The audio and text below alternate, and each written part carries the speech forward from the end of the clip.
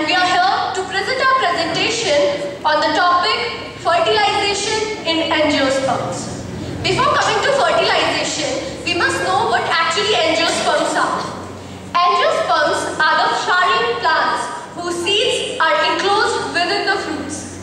Flower, it is the most important part of a plant, especially the angiosperms, because it is a reproductive part of the plant consisting of four main holes: stamens, androecium, carpels, gynoecium, surrounded by sepals and petals, also known as calyx and corolla, and these are the non-essential holes. Androecium. Androecium, it is the male reproductive structure of the plant, which is formed of stamens or microsporophylls containing microsporangia or pollen sac, and produce the male gametophytes, that are the pollen grains which partake in fertilization. The androecium has three following parts. Filament. Filament, it is the stalk-like portion that supports the anther. Anther, it is the swollen part at the terminal end of the filament which produces the pollen grains, that are the male gametophytes. Connective, it is the extension of filament which joins anther lobes, also known as theca. Gynoecium, this is the female reproductive organs called pistil or megasporophylls containing megasporangia or ovules which later develop into megaspore or embryo sac. Embryo sac is the female gametophyte which partakes in fertilization. Gynoecium contains three following parts. Stigma. Stigma, it serves as the landing platform for pollen grains. Style, it is the elongated part joining stigma to ovary. From here the pollen grains enter the ovary. Ovary is the basal swollen portion containing ovules. After fertilization, ovary develops into a fruit and ovules develop into seeds. So here's a flower showing the reproductive organs. You could see the colored one are the petals. The green colored is the sepals. There are androecium, gynoecium. There are androecium and gynoecium individually. This is the pillar structure called stigma.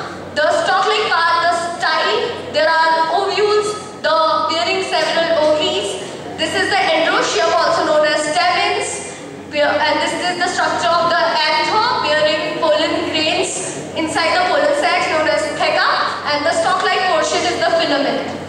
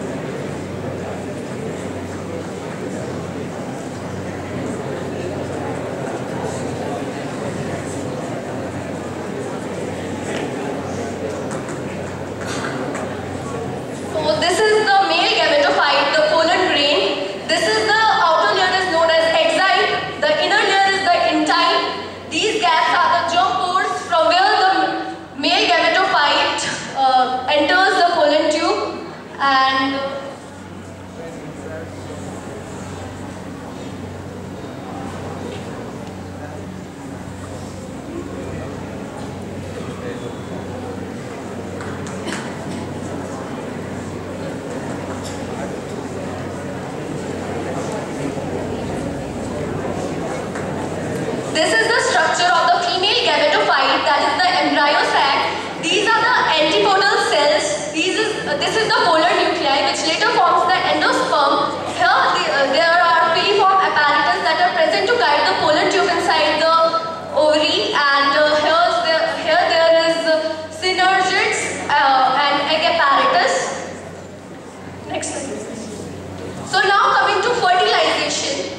Fertilization, it is the fusion of the male gamete, that is microspore, and female gamete, that is megaspore, and they two must be compatible. Fertilization is also known as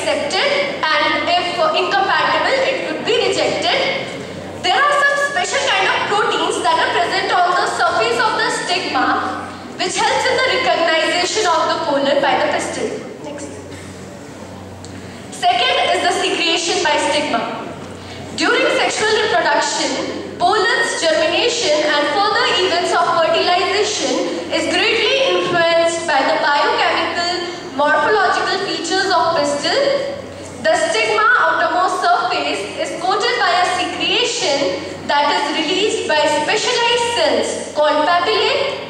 This secretion is called stigma exudate, consisting of water, sugar, lipids and proteins, and this is very important because this helps in the recognition of pollen, as I stated earlier, and it also helps in making the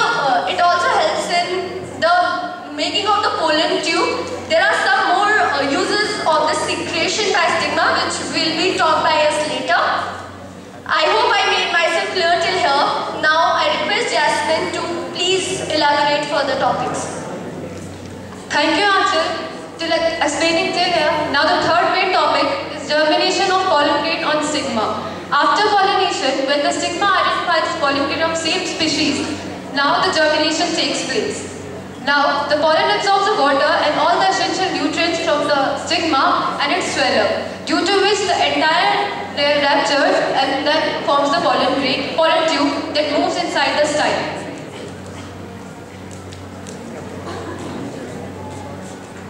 So as you can see here, this is the entire layer. This is ruptured when pollen grain absorbs the secretion by stigma. So this rupturing causes the formation of pollen tube.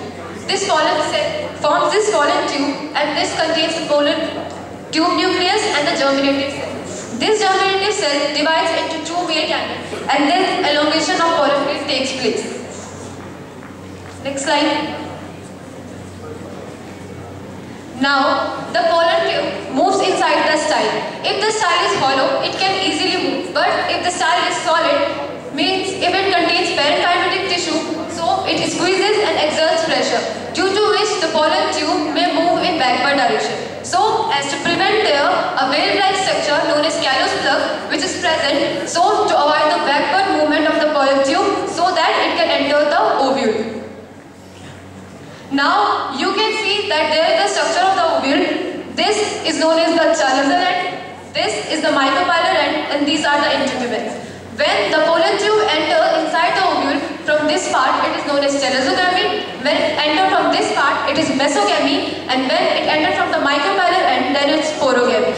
After entering inside the ovule, the pollen tube now enters inside the ovule through an opening that is known as the micropyle. This is brought up by the synergid and the filiform apparatus. The tube nucleus, synergid and filiform apparatus, this degenerate, and now the two male gametes are inside the embryonic cell. Now, one of the male gametes fuses with this egg cell and forms diploid zygote. You can see one male gamete, this fuses with one egg cell to form 2N, that is the diploid zygote. This forms embryo that later forms seed. This process is also known as syngamy or spongogamy. Next slide. Now, after the formation of diploid zygote, the another male gamete it fuses with the two polar nuclei and forms the triploid nucleus. This process is known as triple fusion. Triple fusion, along with syngamy, is known as double fertilization. This is the unique feature of angiosperm because the flowering structures are only present in angiosperm and not in any other plant. Next slide. These are the importance of double fertilization. Zygote develops into embryo. Primary endosperm nucleus, after repeated mitotic division, forms endosperm, which provide nourishment to the developing embryo. The double fertilization is characteristic of all angiosperm and is essential for the production of viable seeds. Ovule develops into sheath, and ovary forms a protective covering that's known as root. That's all. Thank you. Any queries?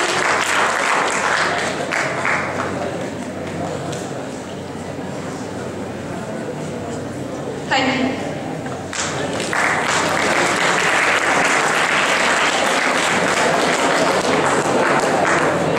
Thank you, Jasmine and Achal, for your informative presentation. Now, I would like to call upon Anushka to come on the stage and speak on her respective topic.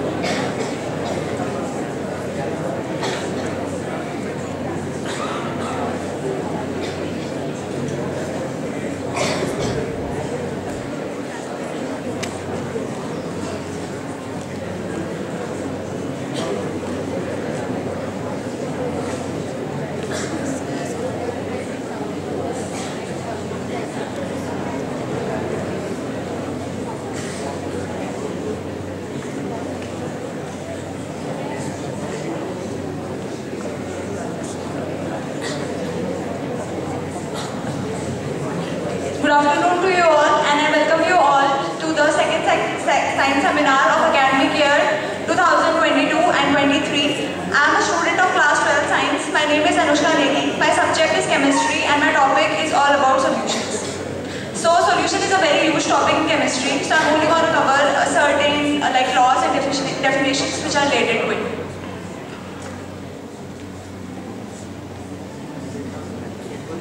So first of all, coming to the first slide, that basically tells us about the definition of solutions. So solution is nothing but a mixture of solute and solvent. Like you can see, like that is written at the end, like solution is equals to solvent plus solute. So it's basically a mixture of these two components, or it can be either more than two as well. Like you can see, this is a diagram which explains like there is a solvent in that burner, and when we have added some into it, which is a solute, then it has framed a solution. So at the end, what we get at the end is a solution, which is a mixture of both the two components.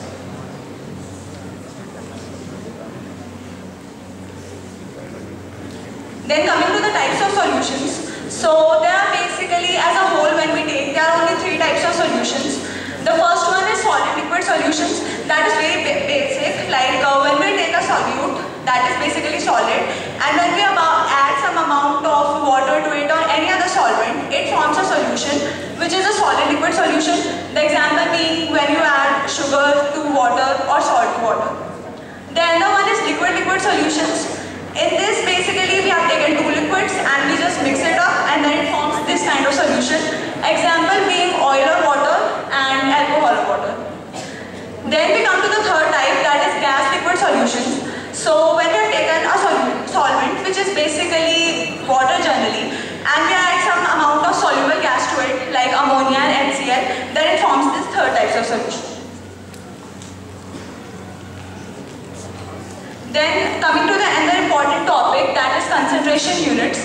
So basically these concentration units are generally used for solution of numericals in chemistry and so on. Like you can see there are many concentration units. The first one being mass percentage. You can see the formula, that is mass of solute taken in grams always. Mass of solution taken in grams multiplied by 100. Same goes for volume percentage. In this we have to take in volume. Then molarity, which is very important, that is the number of moles of solute upon volume of solution in liters. Then molality, that is number of moles of solute upon mass of solvent, and mass of solvent must always be taken in kgs. There is one more important unit, that is normality. So it has also got a formula, that number of gram equivalent of solute upon volume of solution in liters. Then we come to the most important concentration unit, that is mole fraction. So mole fraction is very important of them all, and basically you can see the definition, that mole fraction of a particular component in a solution is the ratio of the number of moles of that component to the total number of moles of whole solution. So for example, we have taken two solvents or two components like A and B. So the mole fraction of A will be equal to number of moles of A upon number of moles of A plus number of moles of B, and same goes for B. Then I am going to tell you about the law. Henry's law is a very important law which is related to the topic solutions. So according to this, if we read the statement of the law, that is, according to Henry's law, at constant temperature, the solubility of gas in a liquid is directly proportional to the pressure of gas. That is a basic statement of Henry's law that I have explained in the way of that equation as well, that solubility is directly proportional to pressure of the gas. Then Henry's law is important when it is explained in the basis of mole fraction. So if we explain Henry's law on the basis of mole fraction, it can be explained that partial pressure of gas is directly proportional to mole fraction of gas, which I have written below it in the form of equation. P indicates partial pressure, that is directly proportional to zeta. Zeta means mole fraction. And now after removing this proportionality sign, we will replace it with a constant. The constant here is Kh. This Kh is known as Henry's constant. This equation is basically useful for the solution of numericals. Like you can see, the Henry law is explained in this diagram. Like in the first one, when the pressure applied was less, the solubility of gas was less. But later on, when they have kept two pistons, means the pressure has been increased. And when the pressure has been increased, the solubility of the gas in the liquid has ultimately. Then coming to the another topic, that is vapor pressure. So basically vapor pressure is like when the solution is heated, the vapors of the solution arise and exert some amount of pressure at the lid of the container. This pressure is called vapor pressure. So they are basically saying is like when we have placed some solvent or it can be a solution in some container, but that container must have a closed lid, and when we heat it at a certain temperature, then the vapors of that solvent or that solution hit or exert some pressure at the container or at the lid of the container. So this pressure which has been exerted by those vapors is known as vapor pressure. Like you can see in the first diagram there is a closed lid, and the second diagram there is an open lid. So in the first diagram only the vapor pressure will occur because the lid is closed. Otherwise in the second diagram the vapors will ultimately flow and no vapor pressure will occur. Then vapor pressure depends on two things. The first one is the nature of the liquid and the second one is the temperature. Nature of the liquid basically means like if there is a weak bonding between the nature, then that bonding will break easily. When that bonding breaks easily, more evaporation takes place, and when more evaporation takes place, there will be more vapors. More vapors means more vapor pressure. Then coming to the second one, that is temperature. So when you ultimately increase the temperature will be more, means more evaporation will take place. More evaporation means more vapors, and more vapors means more vapor pressure.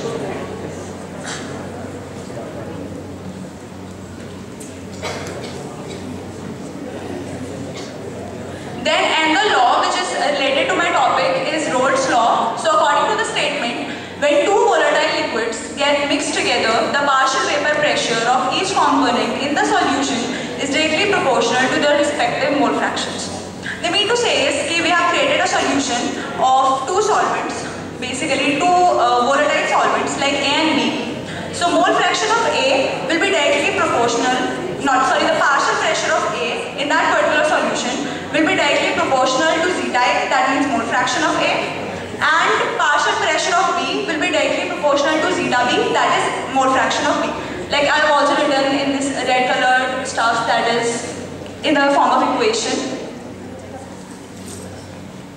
That is the basic Rolle's law, but if we study the modified forms of Rolle's law, that is useful for some numericals and all, like you can see the last which is written in the box, that this is the modified form of Rolle's law, that is pressure of solution is equal to partial pressure of A multiplied by zeta A, that means mole fraction of A, plus partial pressure of B multiplied by zeta B, that is mole fraction of B. So this is a modified equation, and this comes after a huge derivation, and basically this is the modified equation which is used for the solution of numericals. Exactly this equation which I have written earlier also, this is the equation which is the modified form of Rolle's law. Then coming to the last topic, that is types of solutions. So there are two types of solutions on the basis of Rolle's law. They are ideal solutions and non-ideal solutions. So the solutions which obey the Rolle's law, like I have told you about this equation. So the solutions which obey this equation are ideal solutions, and the solutions which do not obey this equation are non-ideal solutions.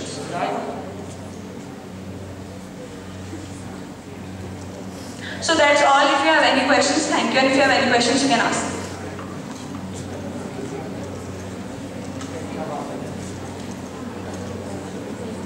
Class 9, 10, 11, 12. Nobody has any question?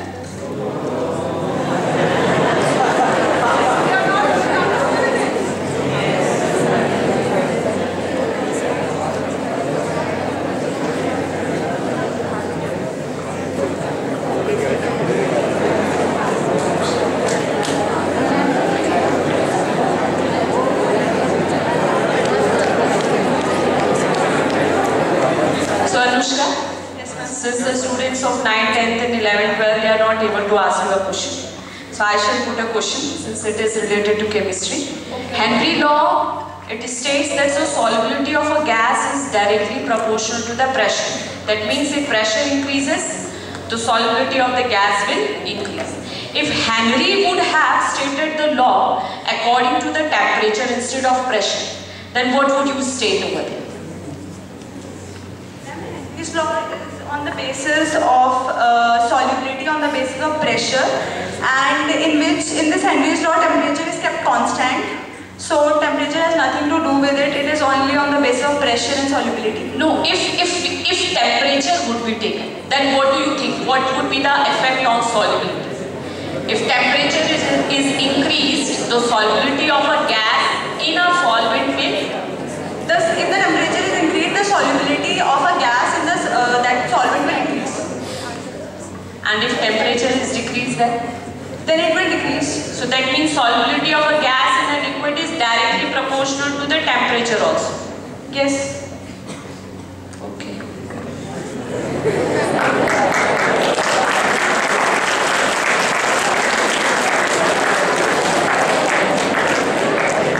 Thank you, Anushka, to give us a brief and clear concept on solution.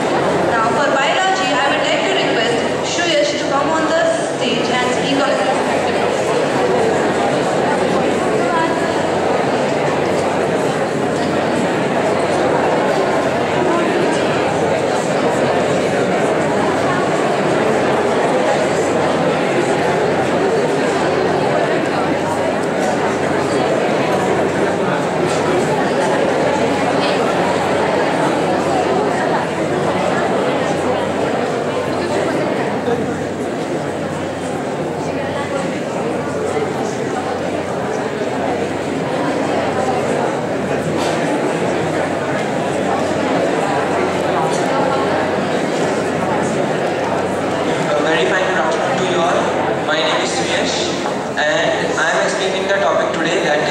Evolution. So first of all, what is evolution? Evolution, the term was coined by Herbert Spencer, which means certain changes in our nature as well as in our surroundings. Origin of life. See, this is a topic which is most controversial because we don't know exactly how the origin of life started. As per our most believed theory, the Big Bang theory, what happened was after the Big Bang, our universe was spread across in cosmic dust, burning cosmic dust. That cosmic dust was at that time known as hell. Now that cosmic dust condensed and divided into nebulas. And as you all know, nebulas form stars. So our sun, when a nebula condensed, our sun was formed. And due to the circular motion of nebula, what exactly happened was that rings were formed, and that rings of cosmic dust, stones, meteors condensed to form the planets. As you can see, this is our Milky Way galaxy. Now see, the primitive Earth. Today's atmosphere we are enjoying, seeing beautiful flowers, animals. It was totally different when the Earth was created. See, as you can see in the picture, meteors are raining. It's just looking like somewhat like hell. Lava is there, no sun, condensed that. These meteors actually were very helpful to us as they brought water and minerals to Earth which supported a life on Earth. But at that time, it was not supported. After some time, what happened? The temperature of Earth reduced due to regular raining. That rain was not also very fit for us because it was acid rain. But due to some reason, Earth's temperature cooled down. And then the first bacteria was found in the sea. That bacteria, we don't know how that life came to Earth. That theory is still because it's prehistoric. We don't have any written evidences, any scientific experiments that we can conclude to how that life came in that bacteria. But yes, there was a bacteria formed who could do photosynthesis. Now after that photosynthesis, what happened? The level of oxygen rose, which what happened? After oxygen, knew that divided into multicellular bacteria, which again evolved into many multicellular, unicellular plants and animals. Now see, evolution of life forms. According to this theory, what happened, as I told you, we all sitting over here, animals, horses, plants, came from a single bacteria which was developed at that time.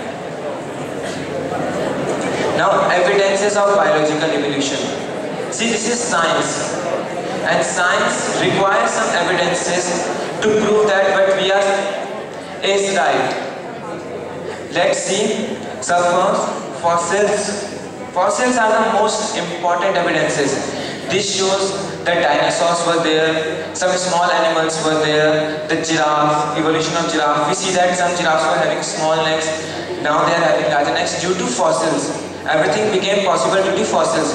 For example, there is a example given of Archaeopteryx lithographica. It is also connecting link which I will explain you after some time. So see, you can see the fossil, and this is the graphical image. Since fossil seem to be disrupted, the graphical image means the animal would have seen like this at that particular time. Now continental drift. As we all know that our earth is made up of tectonic plates which shows continuous movement. Even it's showing right now, but now we are not able to judge it. At sometimes when they are very rough due to earthquakes, that time only we feel it, but they are continuously moving. After some time, this arrangement, this geographic arrangement wouldn't be anymore. There will be some evolution, there will be some continental drift. Firstly, our earth was in a single continent known as Pangaea. Due to tectonic movement plates, it broke into Laurasia and Gondwana. After that, more tectonic plate movements, it divided into Africa and 7 continents of the earth. Here you can see the image. First it was single, it broke down, and this is our modern world at the last. Now comparative anatomy and morphology. As you might have observed, we all have limbs, right? But our limbs are certainly modified. Birds have feathers, seals have flippers, horses have hooves, but we all have limbs. But we have evolved from them due to our different uses, different circumstances, different surroundings. We needed to evolve. They evolved into flippers because they were swimming.